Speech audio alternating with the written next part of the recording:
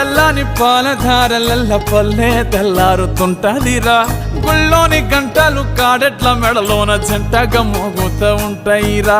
నాగలి భుజాన పెట్టుకుంటే దోస్తులు చెయ్యేసినట్టేరా కొట్టు గోదా పక్కన ఉంటే కొండంత బలగం ఉన్నట్టురా చల్లగాలి మోసుకొచ్చెరా సేను శిలకల ముచ్చట్లు దారి పొడుగు సెట్ల కొమ్మలా